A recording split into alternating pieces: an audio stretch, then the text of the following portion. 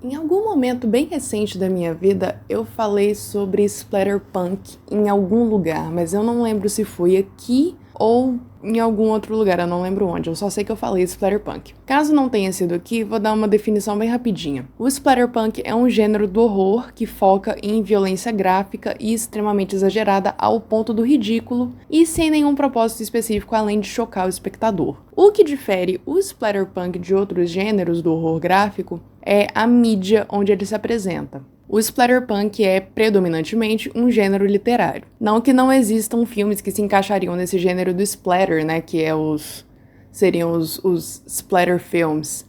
Terrifier é um exemplo de splatter.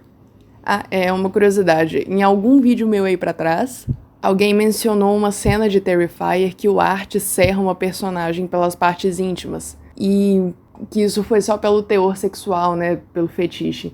Mas isso também era um método de execução.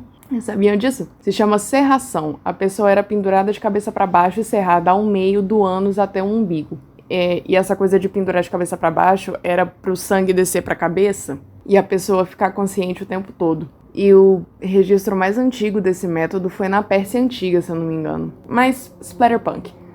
O splatterpunk, por excelência, é um gênero literário e um dos maiores expoentes desse gênero atualmente é o Aaron Beauregard, que, de acordo com a listagem dele no Google, ele publicou cerca de 20 livros desde 2019. E eu tenho opiniões. Assim, eu não li todos os 20 livros dele, mas os que eu li foram o suficiente para eu formar uma opinião sobre o trabalho dele. E foram 3, mas eu não vou entrar em detalhes de nenhum deles hoje, mas eu vou falar um pouco de um em específico. Eu me deparei com o Aaron pela primeira vez no Reddit, há mais ou menos um ano atrás, com alguém falando sobre um dos livros dele ter viralizado no TikTok. Assim, eu já falei isso aqui algumas vezes, eu não uso TikTok, então eu não sei direito as coisas que acontecem por lá.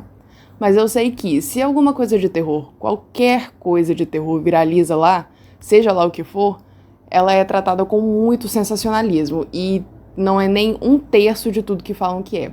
Um bom exemplo disso é Megan is Missing. O filme viralizou com gente falando que é super perturbador, mas na real o filme é uma bosta e o Michael Goy devia ter ficado em American Horror Story ao invés de dirigir os próprios projetos. Mas enfim, o livro que viralizou é Playground. Por curiosidade, mais alimentada pelo Reddit mesmo, eu resolvi ler, porque era meio que consenso nos comentários da thread que o livro era uma merda.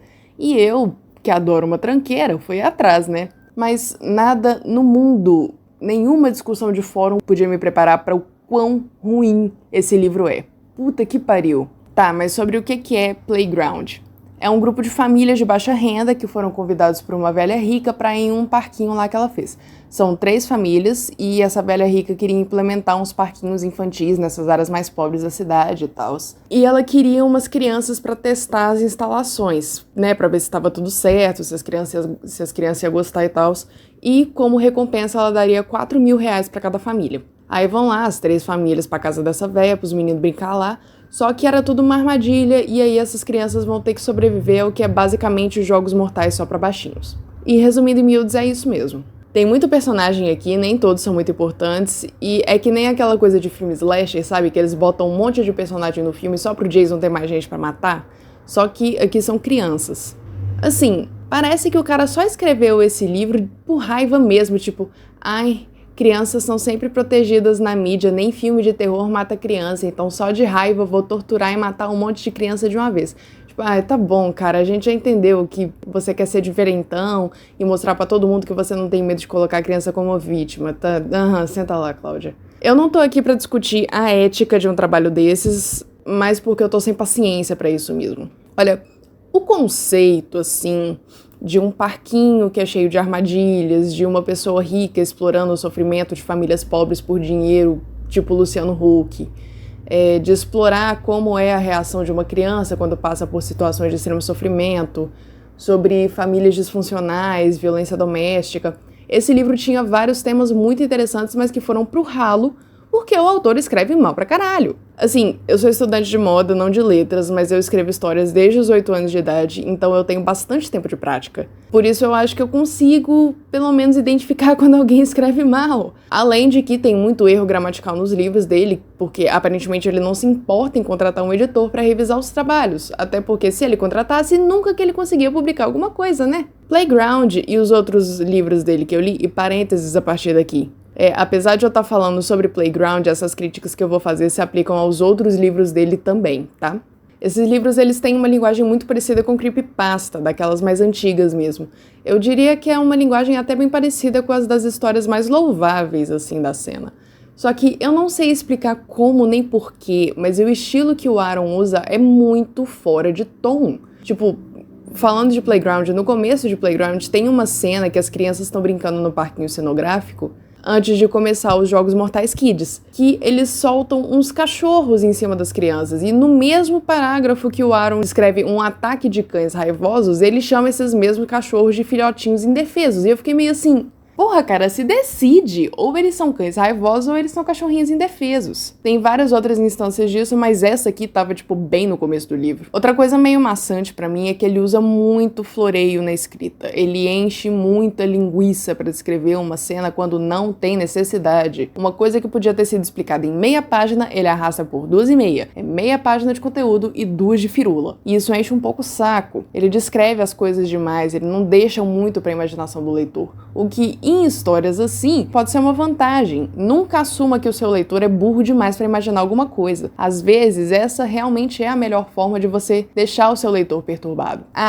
E se você vai colocar ilustrações no seu livro, primeiro, não tem necessidade de você explicar tudo nos mínimos detalhes se você vai mostrar uma imagem. Segundo, você coloca a imagem depois de descrever a cena, não antes. Outra coisa que eu queria reclamar aqui é que aparentemente outras pessoas têm essa mesma reclamação. Tá, muitas pessoas têm as mesmas reclamações que eu tô fazendo nesse vídeo, é um consenso, parece. Mas essa reclamação em específico é o jeito que o Aaron escreve sobre mulheres. Pra uma pessoa que escreve livros com alto teor sexual, o cara não entende porra nenhuma de anatomia feminina. Eu sei que isso é todo um subgênero, né? Tem até o subreddit lá do Men Writing Women, mas cara, tem muita coisa que não faz o menor sentido, mesmo quando você usa a lente masculina pra situação. Como eu tô falando de Playground, eu vou usar aqui a Geraldine como exemplo. Ela é descrita no livro como basicamente uma narcisista obcecada com a própria imagem de uma forma sexual mesmo. Tem algumas cenas de sexo envolvendo a Geraldine, mas que o Aaron descreve não faz o menor sentido para o que tá acontecendo, fraga. É risível. E sim, eu tô falando da tal página 40 que vira e mexe alguém menciona. No PDF que eu peguei, começa na página 47, mas foda-se, não muda o fato de ser uma cena ridícula. E falando em Geraldine, os vilões dos livros dele também são muito ridículos. Eles são completamente unidimensionais e é uma coisa meio cartunesca quase. A caracterização deles é pior que aqueles vilões super malvados de desenho infantil. O que eu consegui absorver do Aaron é uma vibe de adolescente que quer se pagar de descolado pros outros amiguinhos adolescentes da escola, falando tipo, ai, olha como eu consigo escrever uma coisa perturbadora e nojenta, olha como eu sou foda, não tenho frescura com nada. Como que eu li 3 livros desse cara se todos são uma merda? Eu não sei. É que nem um acidente de carro. Quando você vê, não dá pra parar de olhar. E é assim que você acaba lendo a porra do livro inteiro, mesmo achando ruim. A minha outra principal reclamação é que não tinha necessidade nenhuma de esse livro ter mais de 300 páginas. Boto culpa nesse cara escrevendo com um monte de metáforas sem sentido, com muito floreio e muito eufemismo, coisa que... eufemismos esses que ele usa errado, tá? Ele não sabe usar eufemismo, não sabe usar metáfora. Mas em conclusão, o TikTok até que estava parcialmente certo sobre esse cara, o Aaron. Os livros dele são sim nojentos e extremamente gráficos, eu até entendo como algumas pessoas podem considerar como perturbadores. Mas no fim das contas, eles não são difíceis de ler por serem perturbadores, e sim por serem muito ruins mesmo. Assim, eu tô sem paciência pra esse cara já. Tchau.